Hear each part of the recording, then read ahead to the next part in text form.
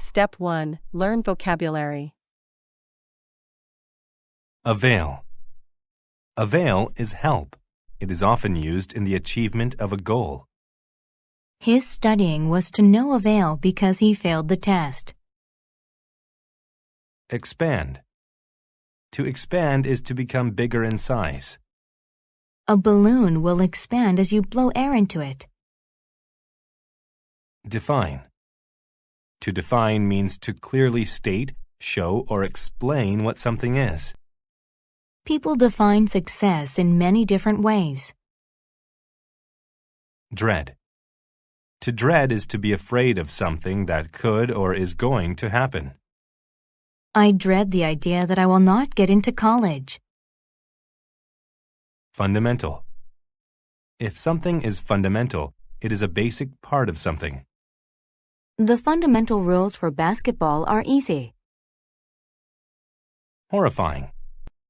If something is horrifying, it is frightening and very unpleasant. There was a horrifying car accident today.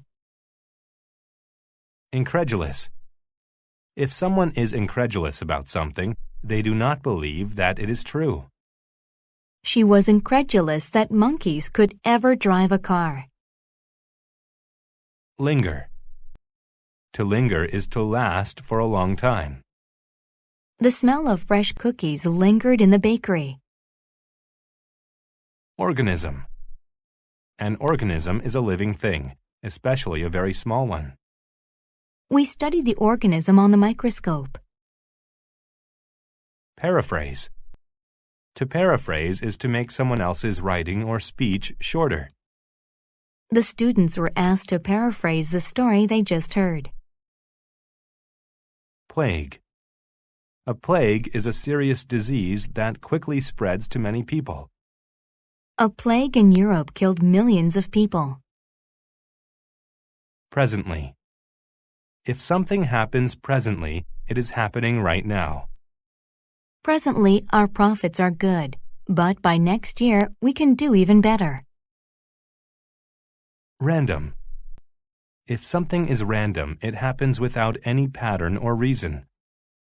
Young children often ask random questions. Riot. A riot is a crowd that reacts to bad news by violently breaking laws. A riot broke out after the candidate lost the election.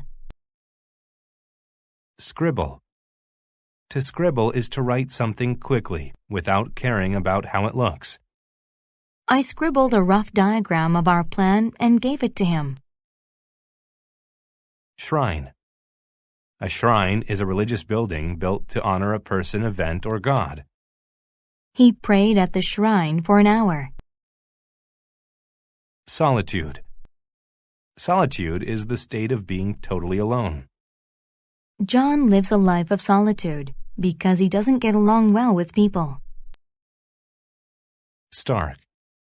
If a contrast is stark, then the things being compared are utterly different. There is a stark contrast between their test scores. Summon. To summon a person is to ask them to come to you. We summoned the doctor as soon as we noticed she was sick. Worsen. To worsen is to get worse. The weather suddenly worsened, and we had to stay inside. Step 2. Listen to the story without subtitles. Thucydides and the Plague of Athens. Thucydides was the world's first historian. Presently, we get most of our knowledge about ancient Greece from his writing. But Thucydides didn't just write about history. He lived through it. However, he almost didn't survive one historical event, the Plague of Athens. In 430 BCE, an army attacked the city of Athens, where Thucydides lived. Thousands of people hid from the army behind Athens' large walls. The city became very crowded as the population expanded. Then, a horrifying disease broke out. People summoned doctors, but it was to no avail because no one understood how the disease spread. It seemed random. They didn't know that it was an organism. Instead, they defined disease as a punishment from their gods. Thucydides was incredulous that gods caused the plague, but he explained why others believed it. There was an old, long verse which predicted the disease. To paraphrase it, the verse said the gods would send a disease during a war. As a result, large crowds gathered at shrines to ask the gods to stop the plague. But the situation only worsened. Because these people were so close to each other, they became sick. That's how they learned a fundamental lesson about the plague. It spread from person to person. People wanted to leave the crowded city, but they dreaded what the army outside would do to them. At this time, Thucydides got sick too. He quickly scribbled down notes because he thought he would soon die. His writing shows a stark contrast between people's behavior before and during the plague. There were riots, and people ignored laws. They didn't think they'd live long enough to be punished. Many sick people were left to die in solitude because no one wanted to be near them. The plague lingered for 2 years, but luckily, Thucydides survived. Without his writing, we would know much less about ancient Greece and the Plague of Athens. Step 3. Listen to the story with subtitles. Thucydides and the Plague of Athens. Thucydides was the world's first historian. Presently, we get most of our knowledge about ancient Greece from his writing. But Thucydides didn't just write about history. He lived through it. However, he almost didn't survive one historical event, the Plague of Athens. In 430 BCE, an army attacked the city of Athens, where Thucydides lived. Thousands of people hid from the army behind Athens' large walls. The city became very crowded as the population expanded. Then, a horrifying disease broke out. People summoned doctors, but it was to no avail because no one understood how the disease spread. It seemed random. They didn't know that it was an organism. Instead, they defined disease as a punishment from their gods. Thucydides was incredulous that gods caused the plague, but he explained why others believed it. There was an old, long verse which predicted the disease. To paraphrase it, the verse said the gods would send a disease during a war. As a result, large crowds gathered at shrines to ask the gods to stop the plague. But the situation only worsened. Because these people were so close to each other, they became sick. That's how they learned a fundamental lesson about the plague. It spread from person to person. People wanted to leave the crowded city, but they dreaded what the army outside would do to them. At this time, Thucydides got sick too. He quickly scribbled down notes because he thought he would soon die. His writing shows a stark contrast between people's behavior before and during the plague. There were riots, and people ignored laws. They didn't think they'd live long enough to be punished. Many sick people were left to die in solitude because no one wanted to be near them. The plague lingered for 2 years, but luckily, Thucydides survived. Without his writing, we would know much less about ancient Greece and the Plague of Athens. Step 4. Answer the questions. 1. Why did Athens' population expand? A. Because the army moved into the city. B. Because people were hiding from the army. C. Because the army told people to enter. D.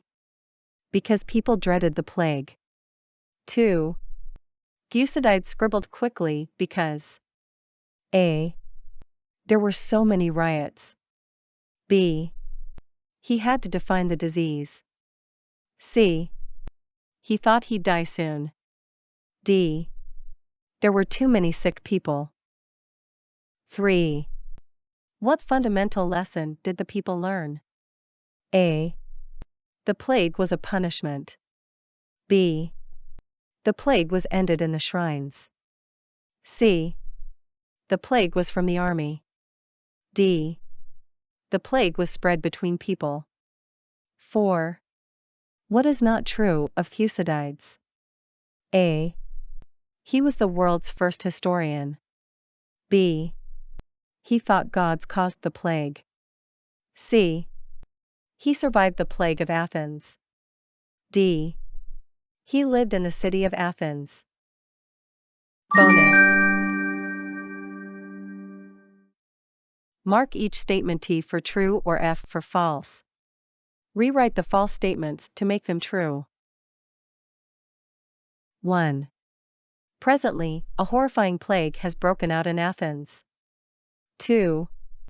At first, people thought the spread of the disease was random. 3. The people summoned doctors, to no avail. 4. Thucydides was incredulous that the plague was caused by an organism. 5. By gathering in shrines, people made the plague worse. 6. Thucydides luckily survived the plague. Answer key. Answer the questions. 1. B. Because people were hiding from the army. 2. C. He thought he'd die soon. 3. D. The plague was spread between people. 4. B. He thought gods caused the plague. Bonus. 1. F. In 430 BCE, a horrifying plague broke out in Athens. 2. T. 3. T. 4. F.